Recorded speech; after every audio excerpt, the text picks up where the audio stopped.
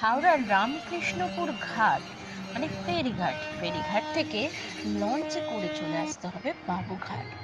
বাবুঘাটে এসে অবশ্যই 6টার মধ্যে আসতে হবে। বাবুঘাটে এসে গেলে 6টা থেকে ওখানে গঙ্গার আরতি শুরু হয়। এত মনোরম মনোমুগ্ধকর দৃশ্য। 6টা থেকে 6টা 40 মতো আমরা আরতিটা দেখলাম এবং নানানভাবে গঙ্গা পূজন হচ্ছে। গঙ্গা পূজনের পর প্রসাদ দেওয়া হচ্ছে খুব সুন্দর নিষ্ঠা ভরে।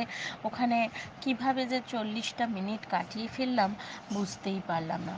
কত বয়স্ক মানুষ, ছোট বাচ্চারা, আমরা সবাই মিলে একটা অভূতপূর্ব সন্ধ্যা আরতি দেখলাম।